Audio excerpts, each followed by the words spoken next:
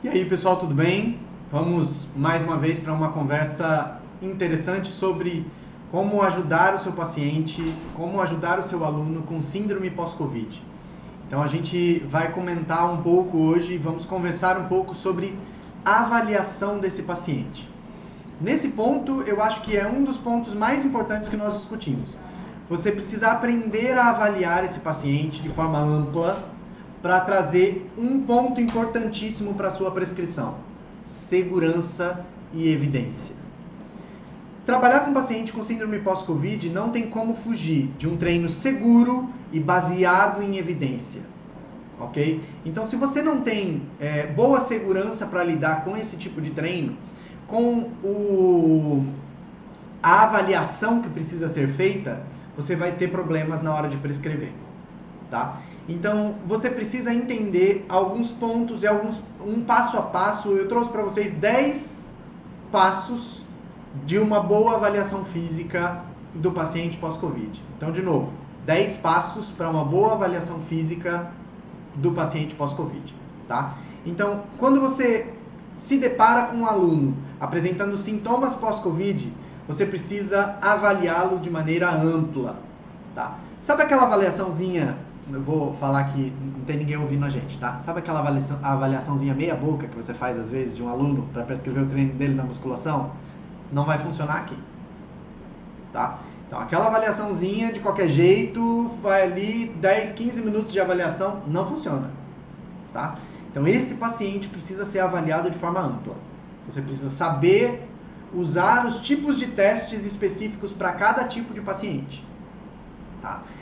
Eu vejo muito disso em avaliação física nas academias, tá? Então, sempre 3 dobras, uma medida aqui, uma medida ali, um teste de abdominal, apoio, só, tá? Cuidado, porque esse tipo de teste pode responder muito pouca coisa em relação à síndrome pós-Covid, tá? Então, você precisa tomar muito cuidado com isso. Como a gente está querendo prescrever um treino baseado em testes, baseado em evidências e com segurança, você precisa avaliar de forma completa. Primeiro ponto, a anamnese. Tá? O que é uma anamnese? Quem nunca ouviu esse termo, é uma entrevista que você faz inicial com o paciente. A anamnese no paciente com síndrome pós-Covid precisa ser ampla e específica. Professor, existe algum protocolo específico de anamnese para o paciente pós-Covid? Já existem alguns, tá? Mas eles são muito clínicos. Da nossa área, da educação física, para avaliar esse paciente, não tem, tá? Nós vamos discutir isso mais para frente, vamos trazer para você alguns exemplos que eu uso com os pacientes, que eu montei para a gente poder fazer uma boa anamnese, perguntando algumas coisas que vão ter repercussões no meu treino e que são muito clínicas, tá? Então, que tipo de ventilação mecânica esse paciente fez, quanto tempo ele ficou em ventilação mecânica, se ele tem fibrose pulmonar, se não tem, quais exames ele tem, o que ele trouxe, quanto tempo ele ficou internado, como foi a internação dele, esse tipo de coisa, tá? Então, isso você precisa perguntar durante a anamnese, ou seja, não pode ser aquela anamnese simplesmente de qual o seu nome, sua altura, onde você mora. Não, tá? Então você precisa conversar clinicamente com o aluno antes de prescrever o treino dele, tá? Então, uma anamnese específica para COVID, uma anamnese específica para síndrome pós-COVID. Ou seja, você precisa de uma anamnese para o que ele teve durante a COVID e o que ele sente agora pós-COVID. Ok? Então você precisa, porque isso vai influenciar nos próximos passos todos. Tá? Dependendo da primeira avaliação de anamnese, você acaba percebendo que alguns testes não vão funcionar, que você vai precisar de testes específicos. Por exemplo, você está falando de um paciente que não está conseguindo fazer nada de exercício, tá? Que está com uma repercussão muito grave, está com dificuldade de marcha até. Tá? Ele entrou na sala para fazer a avaliação contigo com dificuldade de andar.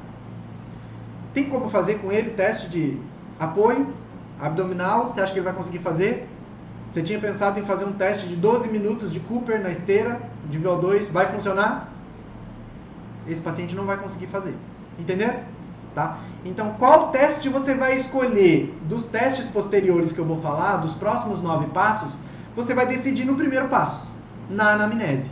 Quando você for fazer a anamnese, você precisa entender qual teste vai ser o ideal para continuar, tá? Então, você precisa ter no leque de testes que você tem, você precisa ter na manga alguns testes específicos para grupos específicos dentro da síndrome pós-Covid, tá? Lógico que passando da anamnese, o primeiro teste que você deve fazer é um teste antropométrico. A base antropométrica, pessoal, ela é muito boa para acompanhamento, tá? Então, por quê? A composição corporal às vezes falha, muita coisa falha, tá? Por quê? Você não tem, normalmente, né, você pode ter uma pesagem hidrostática, uma pletismografia, alguma coisa do tipo, para você avaliar com DEXA esse paciente, a composição corporal. Então, nós fazemos a composição corporal e a antropometria para uma complementar a outra. Teste antropométrico, pelo menos 7 dobras de Pollock. Tá? Então, o teste de 7 dobras de Pollock, ele é muito mais completo, já existem vários artigos científicos comprovando isso, tá? E mostrando a validade desse tipo de teste para esse paciente, tá? Então, você precisa, sim, às vezes, mas eu tenho pouco tempo para avaliar meu paciente.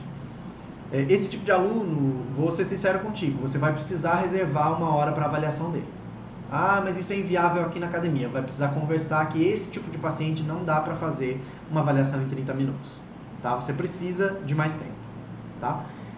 Então, a antropometria dele é mais completa. Você vai aí para todos os perímetros ósseos, tá bom? Circunferências, dobras cutâneas, fazer uma avaliação ampla em termos antropométricos. Tá? Precisa. Composição corporal. Pessoal, pelo menos que você tenha uma bioimpedância tetrapolar, ou que você faça isso, você tem uma bipolar, então sempre vai usar a bipolar junto com a antropométrica, tá? Então faz o cálculo da antropometria de composição corporal, tá? Então use a antropometria para calcular a composição corporal e valide com a sua bioimpedância se ela for bipolar, tá? Por quê? Nós sabemos que a bioimpedância bipolar, ela tem alguns problemas, né? Então ela sofre muita influência se o paciente estava hidratado, se ele não estava, se ele foi ao banheiro, se ele não foi. Então isso vai influenciar, tá bom? Então você precisa levar isso em consideração também.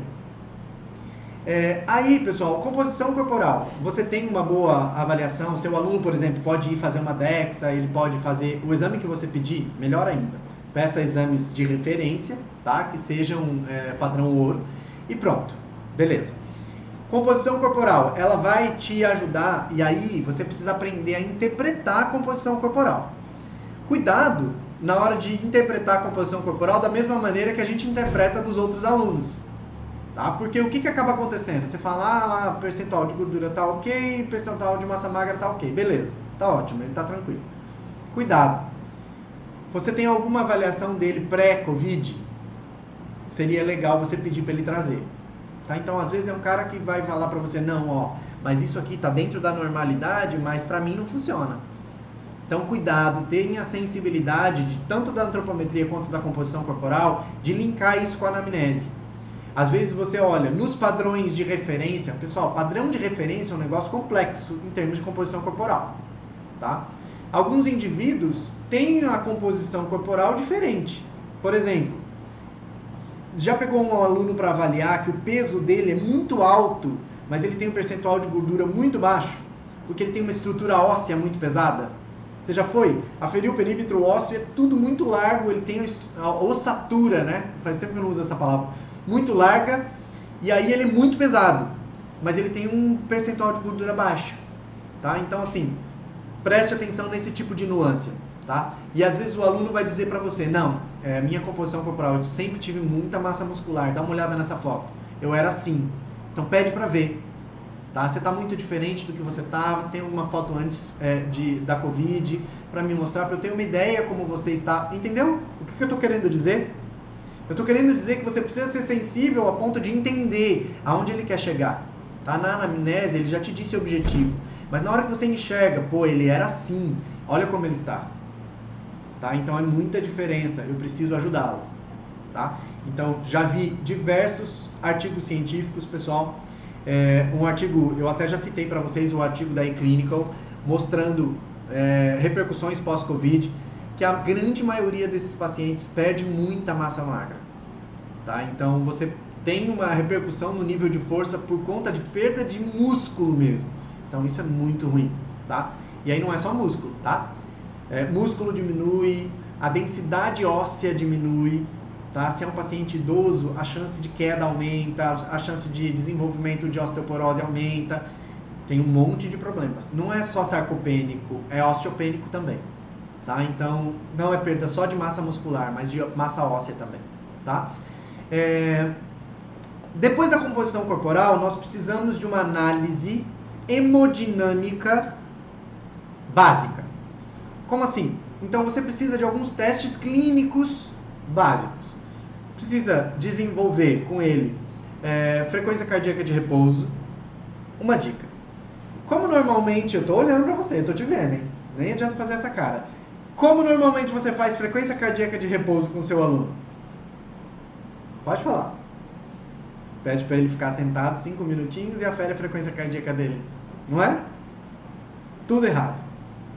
Você sabe que isso está errado. Algumas pessoas, por exemplo, no meu caso, eu tenho TDAH, transtorno de déficit de atenção e hiperatividade. Se você me mandar ficar parado 5 minutos, quieto, sem me mexer, meu cérebro vai a 1000 por hora e a minha frequência cardíaca vai acompanhar ele. Tá? Então, para mim é angustiante ficar absolutamente sem fazer nada.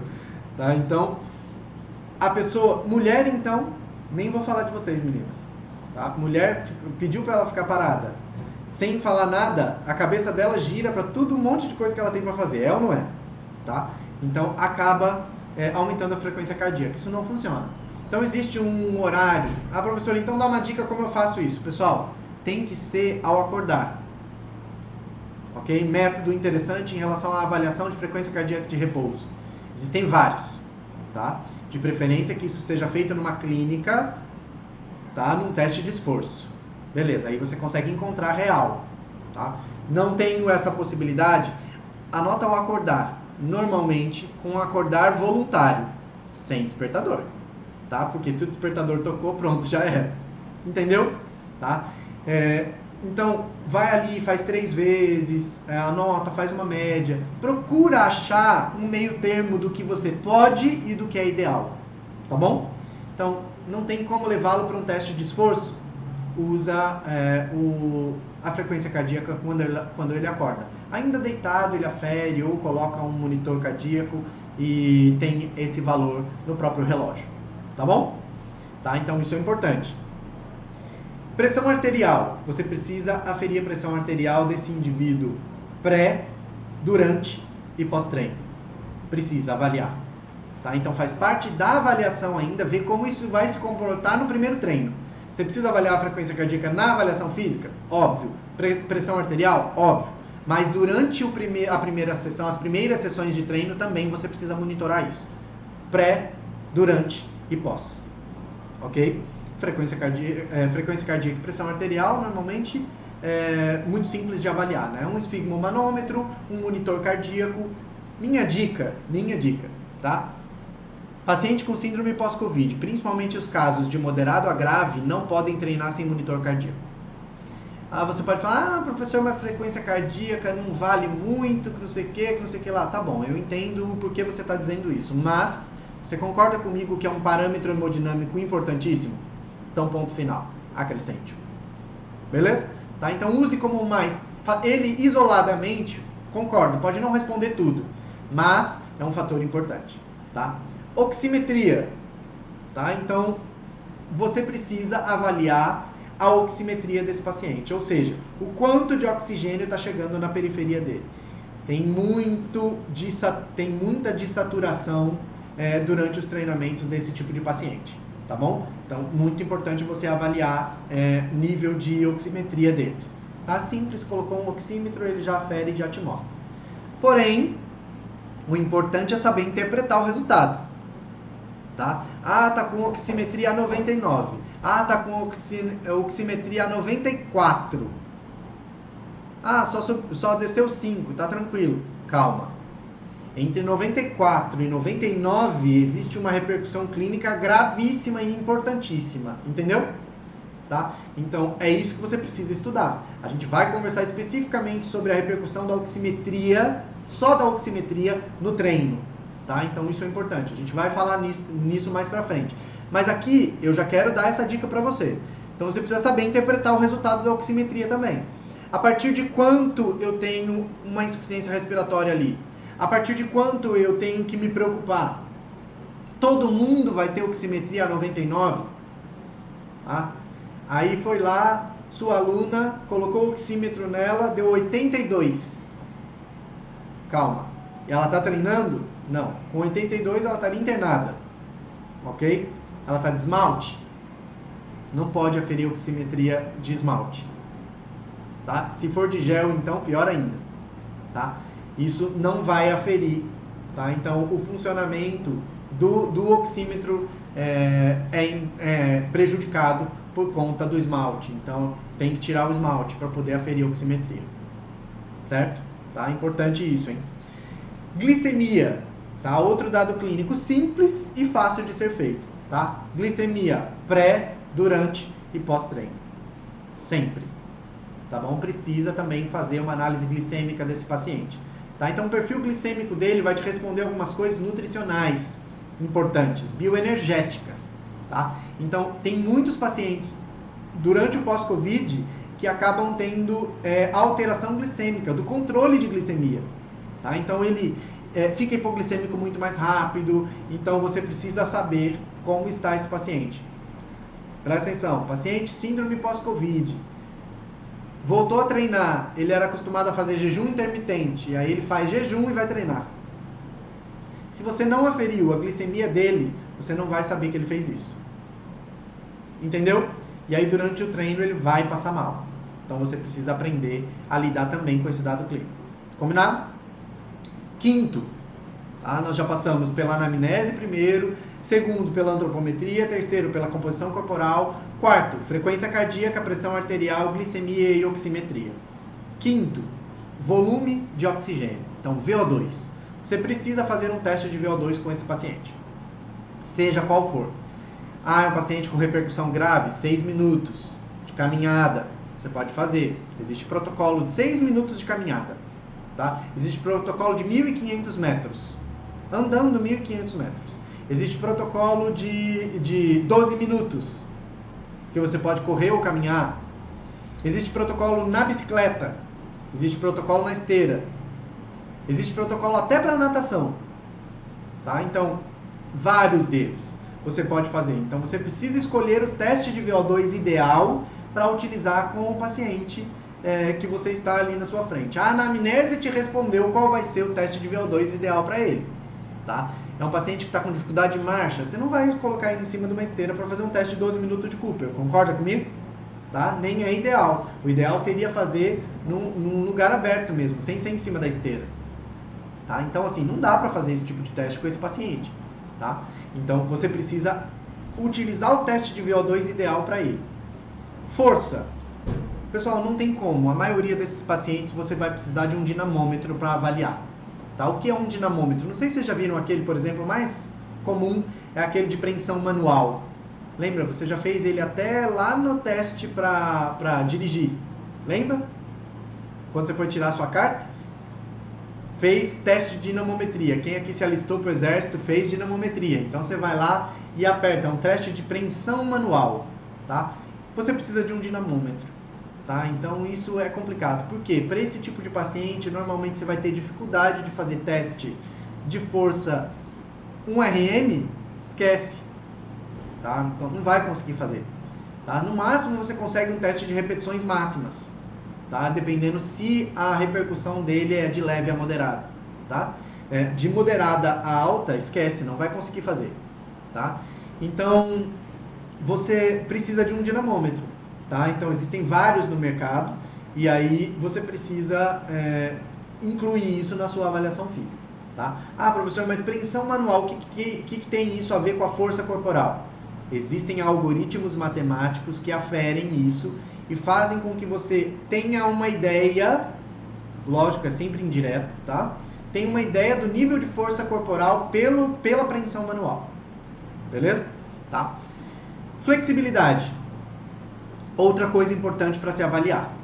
Tá? Então, a amplitude de movimento precisa ser avaliada. Você pode fazer qualquer teste que você tiver. Um teste de sentar e alcançar. Clássico, banco de réus, beleza. Você precisa saber que às vezes isso não vai ser suficiente. Tá? Então, você pode fazer um teste de sentar e alcançar, um teste linear. Os testes interessantes são os testes angulares. Então, pega um goniômetro, afere ângulo de amplitude de movimento de cada movimento. Ou seja, faz um flexiteste. É muito legal na área esportiva o flexiteste. Conhece esses testes? Precisa conhecer. Tá? O flexiteste tem alguns movimentos. Você vai dando nota com números 1, 2, 3, 4. E aí você diz em que grau está aquele movimento e vai fazendo ele em termos de evolução. Super legal. Goniometria é uma réguazinha que você abre ela e vê o ângulo de cada articulação pelo movimento. Tá? Então é o goniômetro. Então super legal. Você pode fazer um teste interessante em relação à flexibilidade também. Precisa, conforme a anamnese, escolher qual é o mais ideal. Tá? Teste de força respiratória. Então você vai ter que ter parceria aí com alguém que saiba lidar com esse tipo de teste. Então, manovacometria, você precisa fazer algum teste, você precisa fazer alguém que saiba lidar com um K5, são nomes que você pode nunca ter ouvido, tá?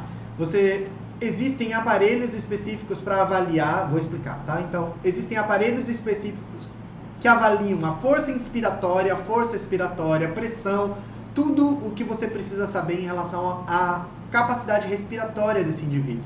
Tá? Então você precisa usar o teste ideal de força respiratória para você conseguir aplicar o exercício que ele está precisando. Tá bom? Nono, testes funcionais. Grande parte dos pacientes com repercussão grave da Covid-19 são idosos, que perderam a capacidade de se trocar sozinho, de tomar banho sozinho, de fazer a sua própria comida, de varrer a casa, coisas funcionais do dia a dia. Então a atividade funcional dele reduziu demais, tá? Você precisa saber alguns testes para lidar com esse paciente. Você precisa fazer um score de PM, tá? Você precisa fazer um IMS, um TUG, ou seja, o que são esses testes? São testes funcionais que mostram a capacidade de um indivíduo. Por exemplo, o Time Up and Go.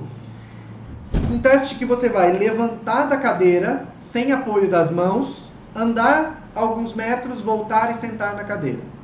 Você vê o tempo que ele demorou para fazer isso. Um teste muito simples. Alguns idosos pós-Covid têm dificuldade de completar esse teste. Ou não conseguem fazê-lo sem um apoio. E aí você também precisa tomar cuidado. Será que esse é o teste funcional ideal para ele? Ou é melhor um teste passivo? Tá? Ou um de banda elástica, onde ele fique deitado e você avalie. Entendeu? Então toma cuidado. Mesmo um teste funcional tão simples de levantar da cadeira, andar alguns metros e sentar de volta, pode não ser o ideal para aquele paciente. Entendeu? Então isso é importante. Quais são, aí vem a pergunta, quais são os testes funcionais que você usa no seu dia a dia? Conhece alguns testes? Você precisa ter um leque de testes interessantes para escolher para cada aluno que você vai atender. Ok? E 10º e último ponto. Você vai precisar aprender a lidar com alguns testes cognitivos. Tá? Alguns desses pacientes, por que eu estou falando disso? Quem faz isso normalmente é um psicólogo. Tá? Mas você precisa aprender a lidar com autotreinamento e automonitoramento. Você precisa incluir nos seus testes algumas perguntas importantes em relação a autocuidado. Tá? Por quê? Se o paciente não consegue monitorar o próprio treino, você precisa dizer para ele nesse momento. Então existem alguns testes cognitivos para avaliar se ele está conseguindo desenvolver raciocínio, se ele consegue se concentrar, se ele consegue esse tipo de coisa. Esses testes simples, tá? Você precisa aprender a aplicar, tá bom? Ou ter parceria com alguém da área de psicologia, de psiquiatria, que esteja envolvido com neurologia e que consiga aplicar esses testes cognitivos, tá? Não estou dizendo para você invadir o trabalho de ninguém, né? Sejamos éticos. Estou dizendo para você fazer algum tipo de monitoramento de como ele está. De preferência que você envie ele para um profissional habilitado. Tanto para avaliação de força respiratória, quanto os testes cognitivos, de preferência que seja um profissional habilitado que trabalhe contigo, que trabalhe dentro da sua equipe e que faça esse tipo de monitoramento dos pacientes. É muito importante. Vou repetir, a Covid-19 traz repercussões neurológicas que nós ainda nem entendemos, tá? Então, mesmo pacientes que se trataram em casa, que tiveram a Covid leve, têm repercussões cognitivas, tá? Então, a gente precisa entender esses pontos. Repetindo novamente os 10 pontos. Uma anamnese bem feita, uma antropometria bem feita, composição corporal ampla, frequência cardíaca, pressão arterial, glicemia e oximetria precisam ser avaliadas. VO2, tá? Então, capacidade respiratória desse indivíduo, força, flexibilidade, força específica respiratória, ok? Tá? Testes funcionais e cognitivos. 10. Então, anamnese, ok? Antropometria, composição corporal, frequência cardíaca, oximetria, pressão arterial e glicemia. 5. VO2. 6. Força. 7. Flexibilidade. 8. Força respiratória. 9. Os testes funcionais. E 10. Os testes cognitivos. São 10 passos para uma boa avaliação em relação ao paciente pós-Covid. Depois de um teste assim, amplo, bem feito, você com certeza vai aplicar um treino, vai prescrever um treino com muito mais eficiência e qualidade. Ok? Bora trabalhar, eu acho que tem muito o que estudar. Então, sobre esses testes, coloca pra gente também, pra gente ter uma ideia de quais são as dúvidas de vocês, qual testes vocês não têm familiaridade, qual deles vocês gostariam de aprender, pra gente incluir nas nossas próximas conversas. Ok? Bom trabalho, bora estudar!